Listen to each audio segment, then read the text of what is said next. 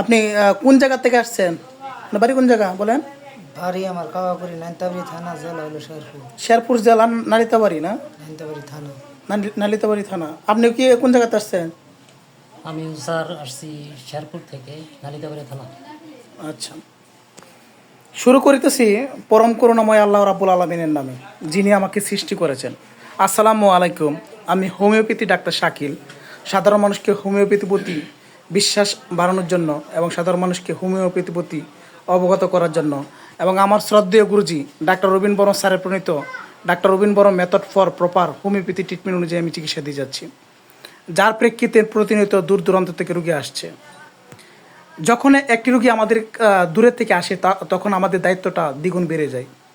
আসলে রুগীরা কতটুকু অসহায় হলে বা দূর থেকে আসে, যে একটা ভালো ডাক্তারের সন্তান পেলেই সেখান থেকে ছুটে আসে আমাদের এখানে একটু চিকিৎসা করার জন্য, যাতে একটু ভালো হওয়ার জন্য। আর আমাদের দায়িত্বটা যখন বেড়ে যায় তখন আমরা চেষ্টা করি রুগীকে ভালোভাবে চিকিৎসা করার জন্য। আমি প্রায় অনেকক্ষণ যাবৎ এই রুগীর কেস টেকিং করেছি, বা রুগীর যে সমস্যাটা আমি সেটা বলছি।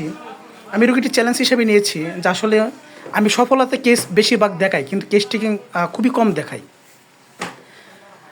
আর কেস টেকিং দেখানোর উদ্দেশ্য হচ্ছে নবীন ডাক্তারদের বোঝানোর জন্য। রুগীর সমস্যা হচ্ছে যে তার অ্যানাসে বা পায়খানা রাস্তার মধ্যে প্রচুর ব্যথা, বিশেষ করে বাথরুম করার পরে ব্যথা, তার পেট ফাঁপা থাকে, আর অ্যালার্জি সমস্যা আছে এবং মাথা ব্যথা আছে। তাই তো সমস্যাগুলো বললেন আপনি? হ্যাঁ। আর আপনার সবচেয়ে বড় সমস্যাটা হলো এই পায়খানা করার পরে দেয় আপনার পায়খানা রাস্তাটা প্রচুর ব্যথা। আর ব্যথাটা কেমন হয়? মনে হয় ছিঁড়ে ফেলার মতো অনুভূতি, ছিঁড়ে ফেলার মতো অনুভূতি হয়। এমন একটা অনুভূতি নিয়ে প্রায় অনেক দিন যাবৎ, প্রায় 1 বছর যাবৎ সমস্যায় ভুগছে। আমি কেস টেকিং করেছি, আমি নবীন ডাক্তারদের কেস টেকিং করেছি, যা সংক্ষেপে অনেক লক্ষণগুলো যেগুলো গুরুত্বপূর্ণ মনে হয়েছে আমি সেগুলোই দিচ্ছি। রোগীর পানি পিপাসা মোটামুটি, তারপর হচ্ছে ঘাম অতিরিক্ত এবং ঘামে হাত এবং পা অতিরিক্ত ঘামে, তাই তো বললেন? ঘামে কি দুর্গন্ধ আছে না? ঘামে দুর্গন্ধ আছে। খাবার দাবারের মধ্যে আমি পেয়েছি রুগী বলল যে আমাকে যে দুধ খেলে তার পেটের সমস্যাটা বাড়ে, দুধ খেলে তার অসহ্য লাগে, তাই তো? হ্যাঁ, দুধ খেলেই সমস্যাটা বৃদ্ধি পায়। আর খাবারের পছন্দের মধ্যে অনেকগুলো জিজ্ঞেস করলাম, আমি সবগুলো নিলাম না, যে সেখানে সে বলল যে খাবারের মধ্যে তার লবণ লাগবেই, লবণ তার একটা খাওয়ার একটা প্রবণতা রয়েছে এবং মিষ্টিটা মোটামুটি পছন্দ, কিন্তু লবণ লাগবেই, তাই তো বলছিলেন আপনি? লবণ পছন্দ। আর রুগী অন্ধকারে ভয় আছে, ফ্যামিলি হিস্ট্রিতে মায়ের অ্যাজমার সমস্যা আছে, আর রুগীর গোসল করতে একটা অলসতা ভাব রয়েছে যা আমাকে জানালো। আর ক্ষুধা সহ্য করতে পারে না, খাবার খেতে চাই তখন অল্প খেলে তার পেট ভরে যায়, তাই তো বললেন?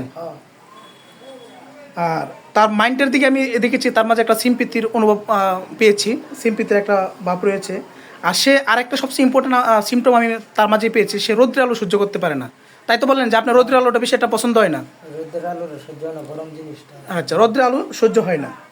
আর সে আরেকটা কথা আমাকে মাইন্ডের দিকে আমি আরেকটা বিষয় পেয়েছি, যে রোগের কথা চিন্তা করলে তার ভয়টা অতিরিক্ত লাগে। আপনি কি তাই তো বলছিলেন যে রোগের কথা চিন্তা করলে আপনার ভয়টা বেশি বাড়ে? আর আমি এরই প্রেক্ষিতে acid nit 50 millesimal scale of potency selection করেছিলাম। আর রবীন ডাক্তার আরেকটি বিষয় আপনারা খেয়াল করবেন, যে আমাদের যে অ্যাসিড নাইটের রোগীগুলো যেমন এই গায়ের রং কালো থাকে, চুলের রঙগুলা কালো থাকে, আর আমি এগুলার রুগীর মধ্যে পেয়েছি, যেটা আপনারা বাহ্যিকভাবে দেখতে পাচ্ছেন। আর এই রুগীটা আমি চ্যালেঞ্জ হিসেবে নিয়েছি, এটা ফলো আপ কেস আমি দেখাবো ইনশাল্লাহ।